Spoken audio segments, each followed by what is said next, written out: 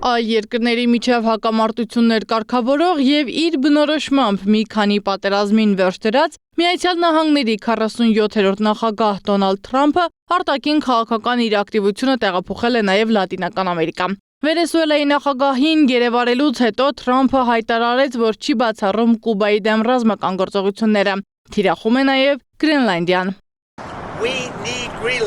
Մեզ Գրենլանդիան անհրաժեշտ է ազգային անվտանգության տեսանկյունից։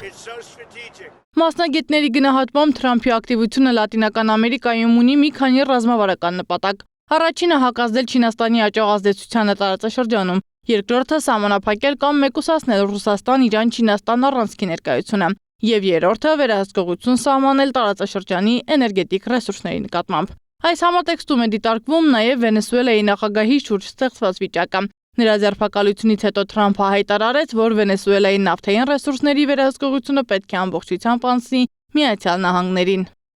Այստեղ էլ նաև պատահական չէ, որ Թրամփը խոսում էր Միացյալ Նահանգների կորպորացիաների մուտքը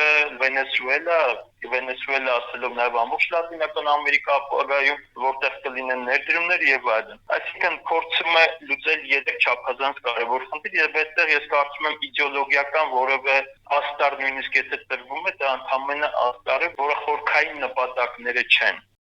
Թեպետ Թրամփը պնդում է, թե Վենեսուելայի դեմ գործողությունները նպատակ ունեն կանխելու թմրանյութերի ապօրինի շրջանառությունն ու միգրացիոն հոսքերը, մասնագետներն այլ բացատրություն ունեն։ Ըստ նրանց Վաշինգտոնը չափազանց զգայուն է արձագանքում Չինաստանի ազդեցության աճին, հատկապես երբ Պեկինը ամրապնդվում է Միացյալ Նահանգների անմիջական ազդեցության գոտում Լատինական Ամերիկայում։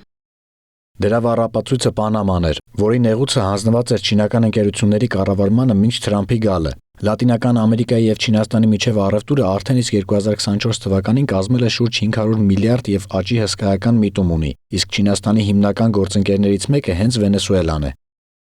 Քաղաքագետ Արա Պողոսյանը Թրամփի քաղաքականությունը Վենեսուելայում բնորոշում է խելացի ուժի կիրառում, փափուկ եւ կոշտ ուժերի համադրություն։ Նրա խոսքով ստեղծված պայմաններում նույնիսկ եթե Վենեսուելան գնա գործակցության Միացյալ Նահանգների հետ, գործընթացը ամբողջությամբ կկառուցվի Թրամփի շահերի շուրջ։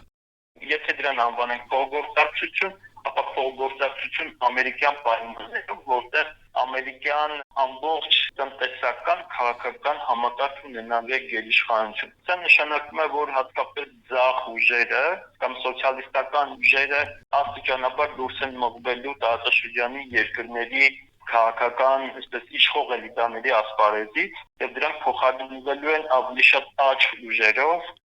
Թեպետ Թրամփի ռազմավարական նպատակները ներառում են նաև Ռուսաստանին եւ Իրանին ազդեցության դաշտից դուրս մղելը, քաղաքագետի համոզմամբ նրա հիմնական ախոյանը մնում է Չինաստանը, իսկ այս մրցավազքում Միացյալ Նահանգների հաջողությունը ըստ մասնագետների ամենևին էլ քիչ հավանական չէ։ Սադամ Մակարյան, Նոնա Գևորգյան, ABC Media։